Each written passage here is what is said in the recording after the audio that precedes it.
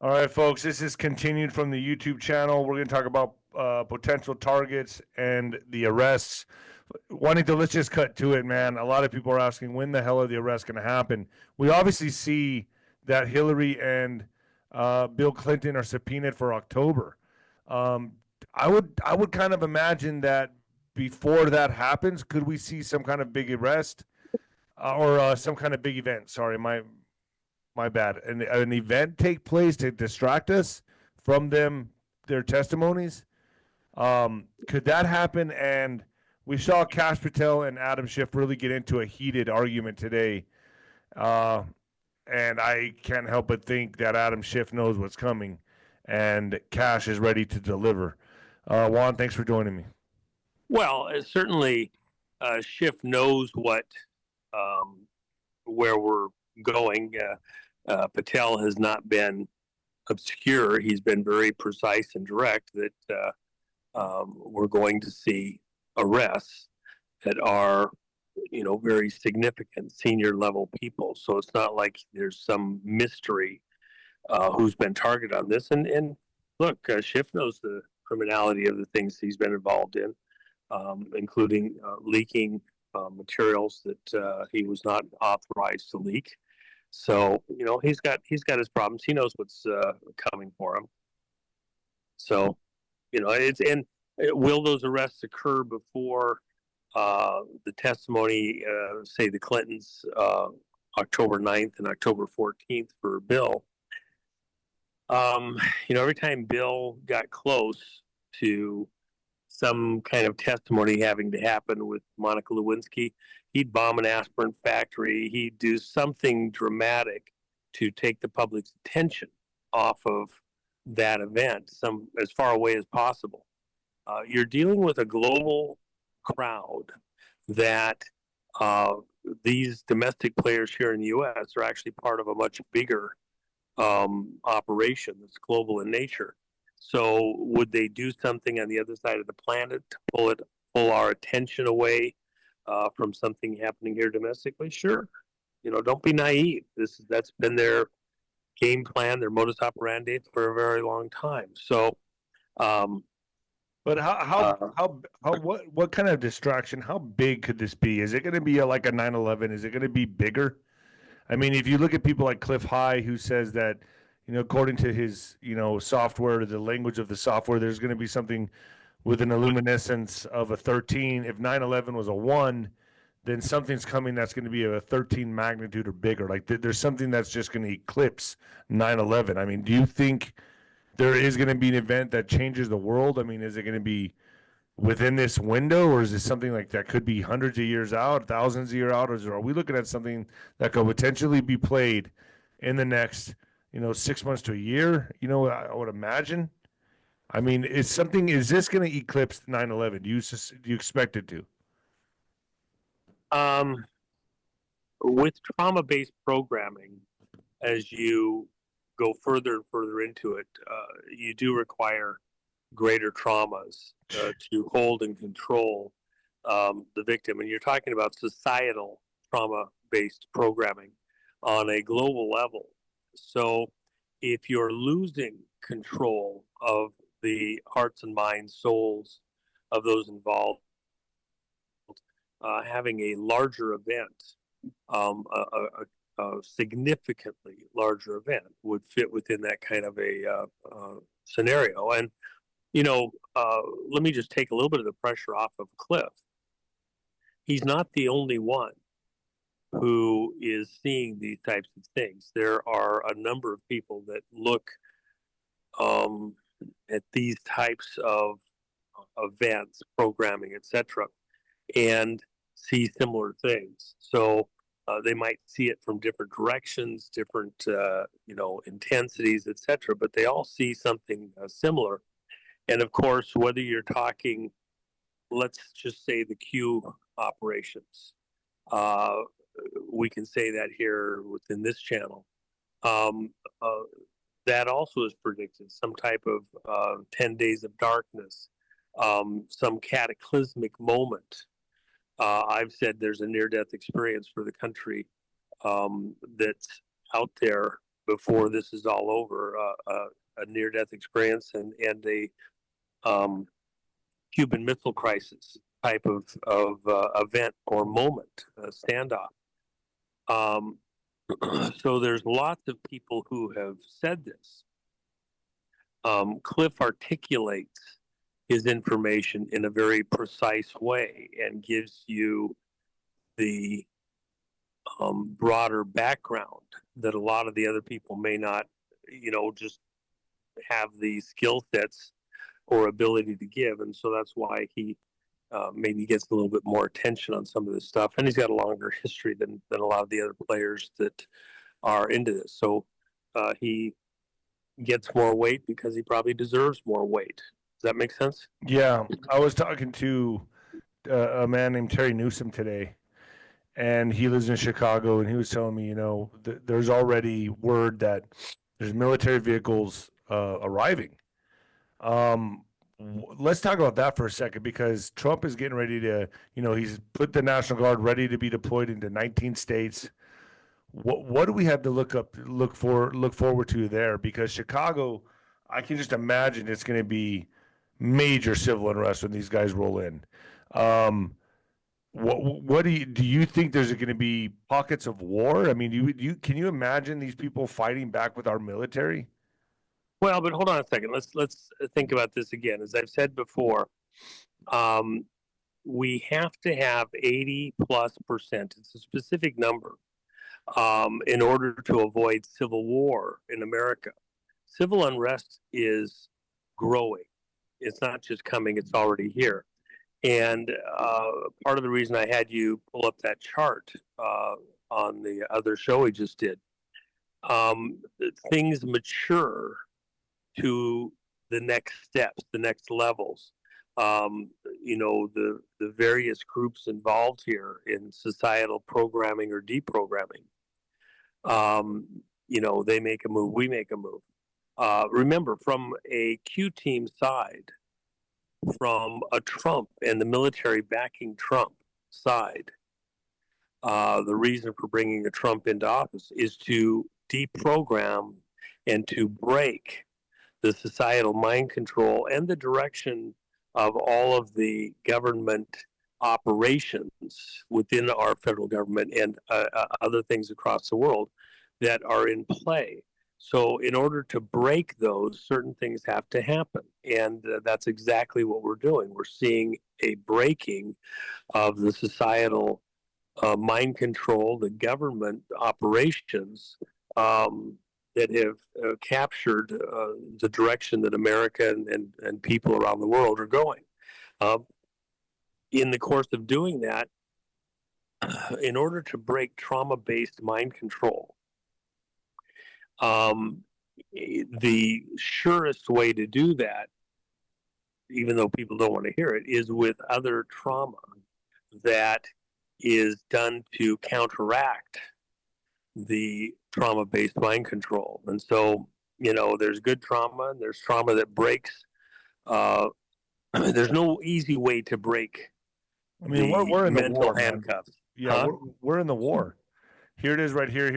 Here's the pyramid map that you wanted me to show. The minor guerrilla actions where we are here, and large-scale guerrilla actions, which would be next. I mean, I kind of feel like 9/11 already fits into that category, right? And that happened in 2001. So, I mean, we kind of already witnessed that part. But I mean, when you say large-scale guerrilla actions are going to happen, is it going to be one big event or many?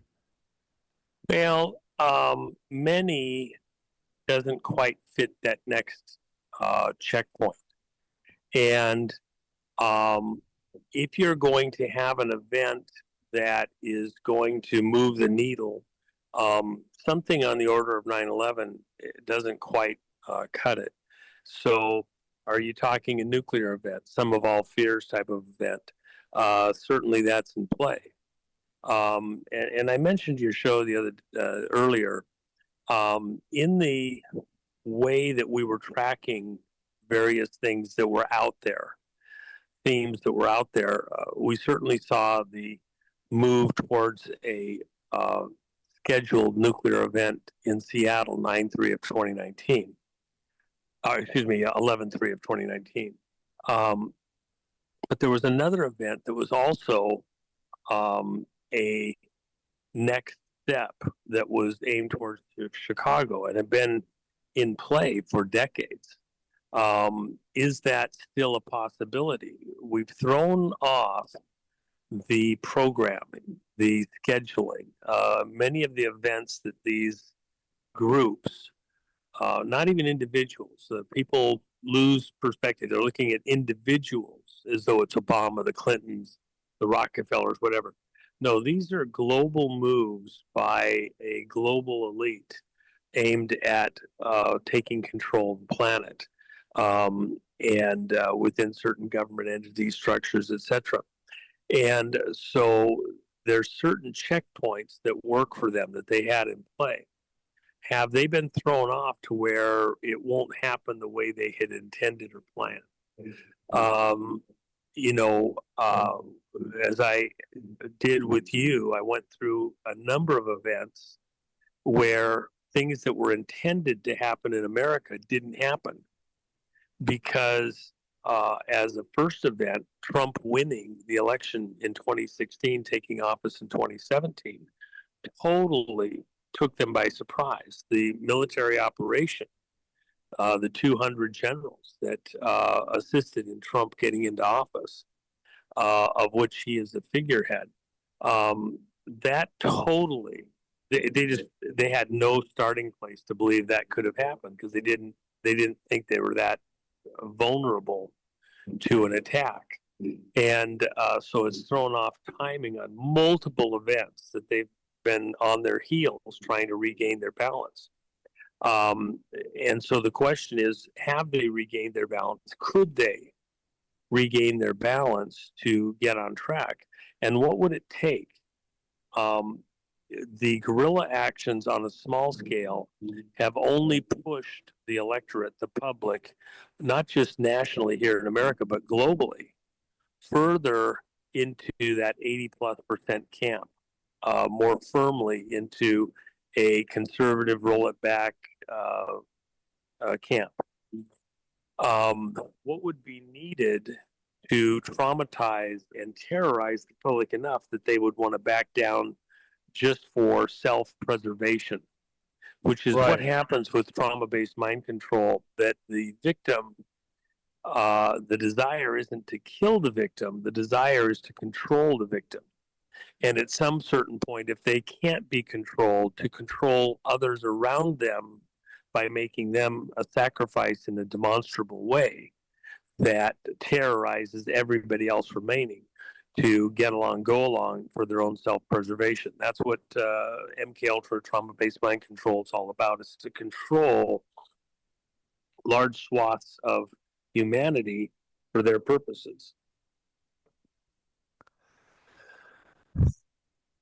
You feel this happens before or after the arrest, Juanito, or right during the time? I mean, they've got to know. I mean, for Trump to be putting the National Guard in these states, he's putting his chess pieces in position, is how I see this. And he's getting ready for some kind of event. I guess he knows when he starts arresting these people, he's got to neutralize the protests and the riots, correct? I mean, if they rioted and protested for someone like George Floyd, right? And obviously, I mean, if they did that for him, what do you think they're going to do for Obama and Clinton or Schiff or any of these people that get taken down? The whole domino effect's going to start. I mean, they're going to go all in, and we're not even talking about what they've engineered.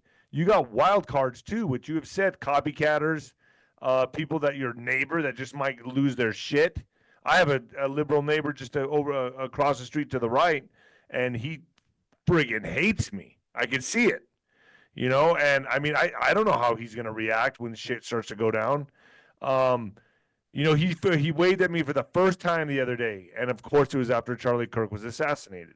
He smiled and waved at me, and I knew what that was. It was a tongue-in-cheek, like a big F you. You know what I mean? And Hold on, Nino, hold on.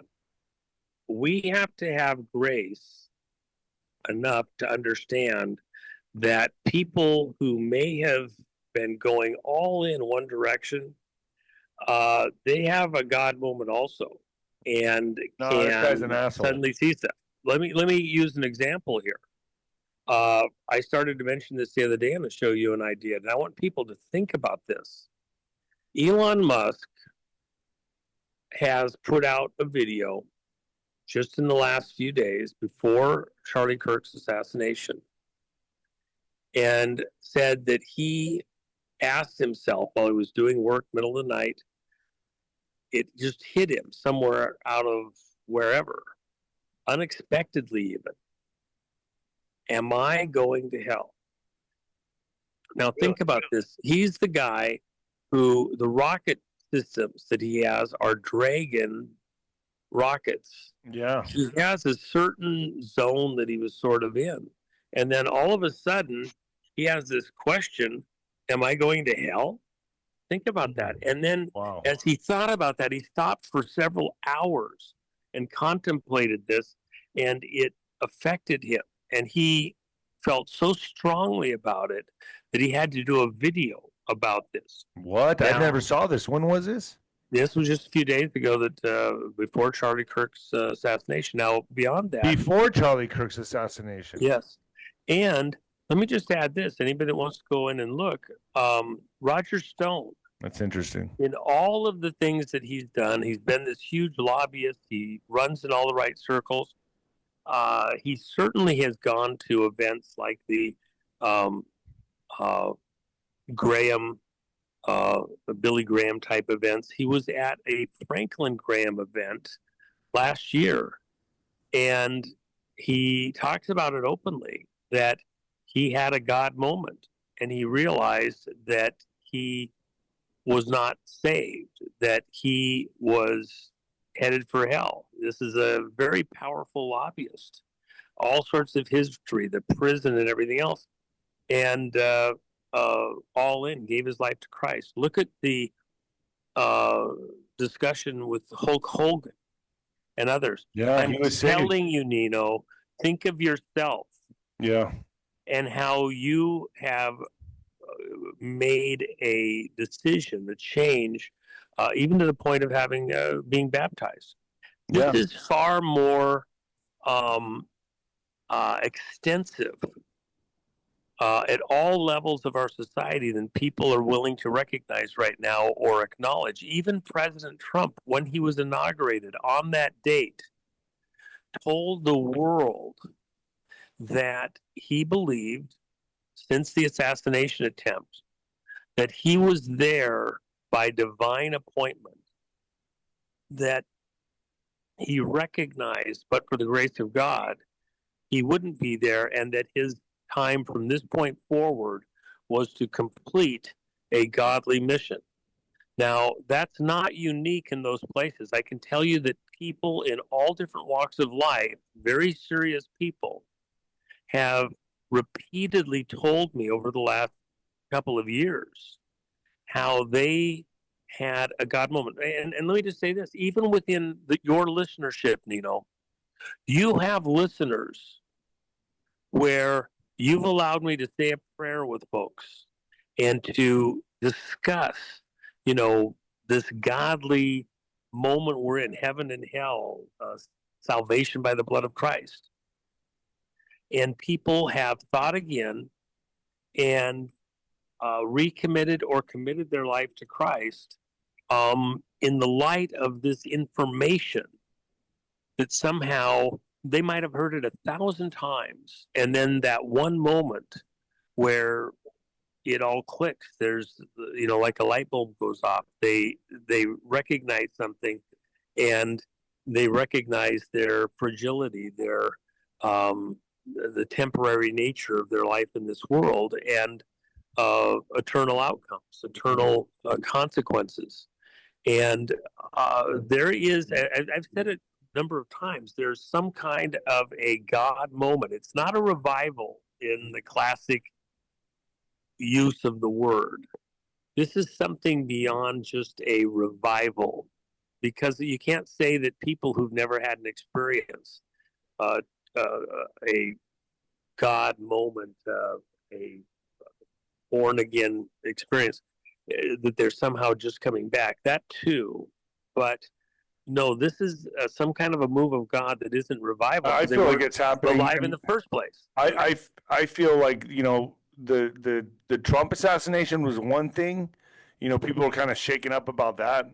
But obviously, the Charlie Kirk one has affected way more people on a much different level because we saw the actual killing. I mean, it affected all of us. I saw that close up, and I was like, I can't believe what I'm watching here. I mean, watching his life just be taken from him, boom, right then and there, and knowing that his kids will never see him again, his wife will never see him again.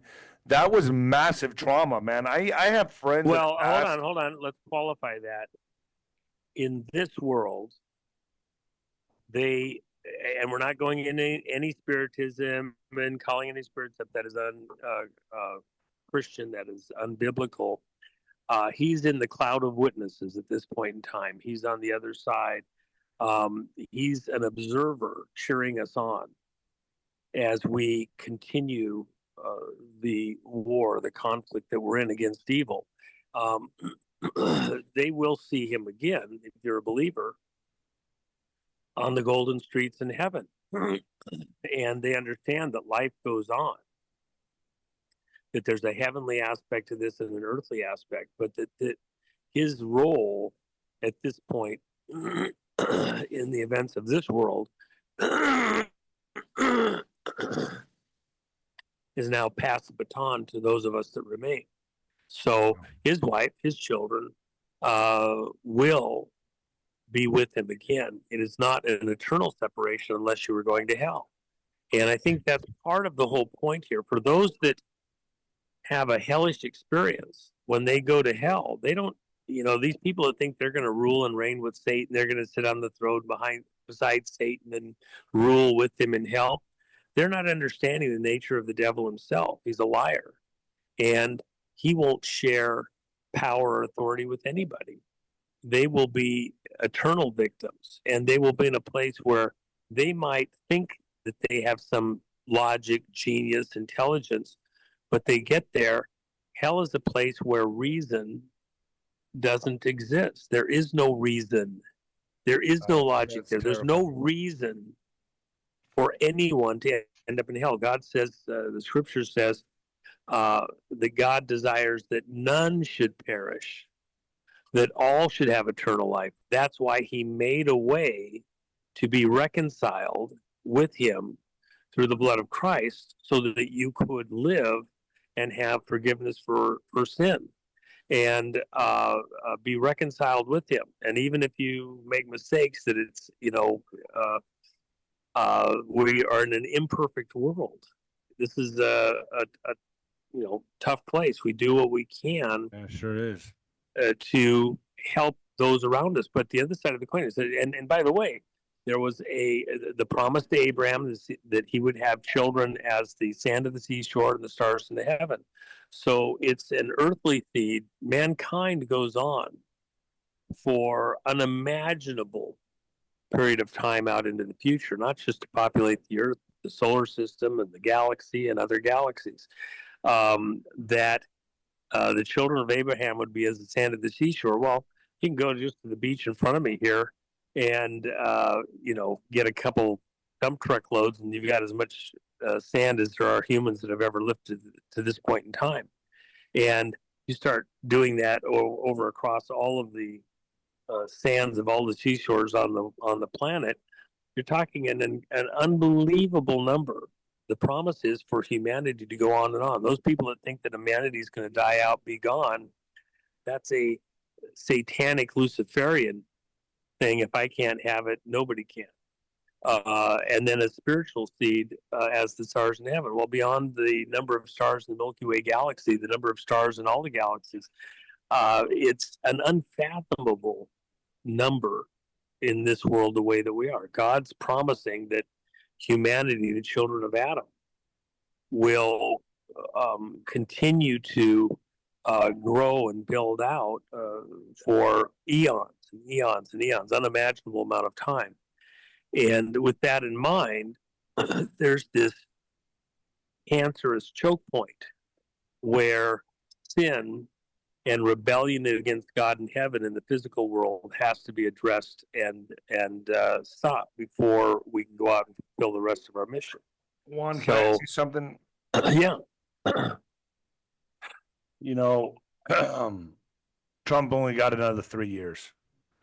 Unless, he decides to run again, but I don't see that happening. He'll be in his 80s. And what do you see happening with this voting stuff with Tina Peters? The executive order Trump's supposed to sign for the voting stuff. I mean, all of this shouldn't be handled before the 2026 midterms, and we should feel pretty confident going into 2028. Well, Trump is on a mission, and the people who got Trump into office and assisted him are on a mission. There's all sorts of technical changes, adjustments, corrections that have to be done within the American legal system, the voting system, and including the psyche of the American people. Corrective action to bring us back to a constitutional perspective and mindset. And that is a process. And we're well along the way in the process. There's work to be done, but we're doing the work. One of the most important things that people don't even realize right now, there was a problem with Trump being able to get his nominees into office. And the Senate wasn't confirming his nominees going through the confirmation process. He had the lowest number of confirmations of any president in 125 years. And so last week they decided to go ahead and pull the nuclear option, which was essentially to not look for bipartisan support. It's just going to be one side. The Democrats aren't working with them, and they're just going all in. We're just doing it. And so pretty quickly now we'll see that Trump will get his nominees in place over the next several weeks. That's very significant because it means that agencies that weren't getting things done will now be able to get things done, and people will be in place to start accomplishing their missions pretty quickly. There, a number of places where these nominees were not taking much action because they didn't want to run awry in the nomination process and do something that would be controversial enough they couldn't, hold the office. So they're in place pending the nomination process, and they've been kind of in a thwarted position. That's going to change very quickly now, probably literally over the next 2.5 to 3 weeks. And then as they come into their positions, Trump is going to be able to accomplish things very quickly that just weren't getting done. So wow. Enjoy the show. Sounds good, Juanito. I'll let you go from here. I got to get to bed. I know you don't sleep. Bedtime for Bonzo? Yeah, I'm tired. Oh, my gosh. All right. Well, I appreciate you, Juanito. Folks, go to thejennifermack.com. Juan, thank you so much. All right, bro.